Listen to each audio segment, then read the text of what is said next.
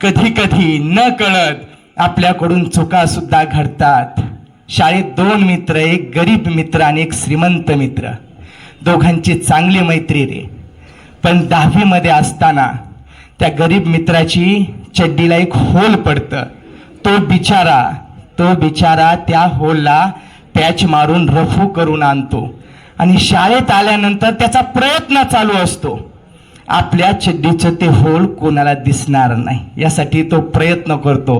पण ही बाब त्या श्रीमंत मित्राच्या लक्षात येते.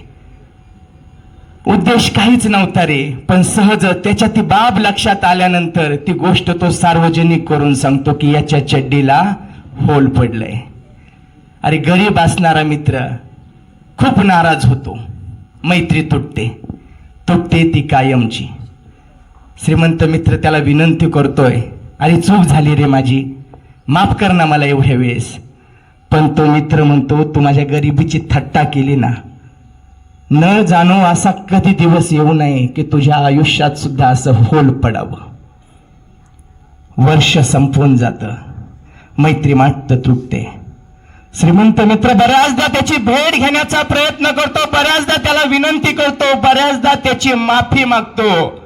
पण दुसरा मित्र मात्र माफ करायला तयार नव्हता. अनेक वर्ष जातात, 15-16 वर्ष जातात आणि 15-16 वर्षानंतर शाळेमध्ये गेट टुगेदर आयोजित केलेलं असतं. अनेक जुने नवे मित्र मैत्रिणी त्या शाळेमध्ये आलेले असतात आणि त्या शाळेत आल्यावर त्या श्रीमंत मित्राला आपला तोच मित्र दिसतो, पण तो आता गरीब राहिलेला नव्हता, चांगला सधन झालेला होता, उच्च पदापर्यंत पोहोचलेला होता.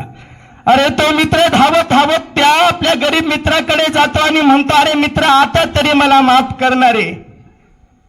तू त्यावेळी म्हणाला होता, न जाणो तुझ्या आयुष्यात असं कधी होल पडता कामा नये. पण मित्रा, तुझं म्हणणं खरं ठरलं रे. माझ्याही आयुष्यात असंच होल पडलं.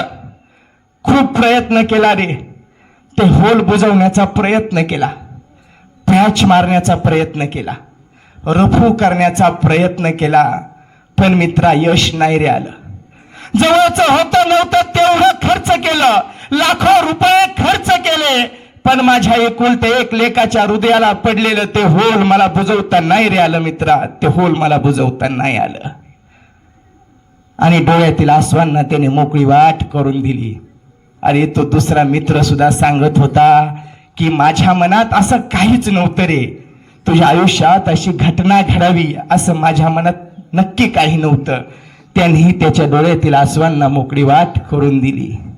सांगण्याचं तात्पर्य हेच की आपली मैत्री मित्रांनो जपा. कारण या शालेय जीवनामध्ये आपल्याला जे मित्र भेटतात ना, ज्या मैत्रिणी भेटतात ना, अरे ते निस्वार्थी असणारं मैत्री प्रेम असतं रे, ते टिकलं पाहिजे, ते वाचलं पाहिजे. एकमेकांना समजावून घ्या. चुकून जर एकमेकांचा राग आला असेल, झाली असेल कट्टी, तर पुन्हा त्याची बट्टी सुद्धा झाली पाहिजे, पुन्हा ती मैत्री निर्माण झाली पाहिजे, हे लक्षात.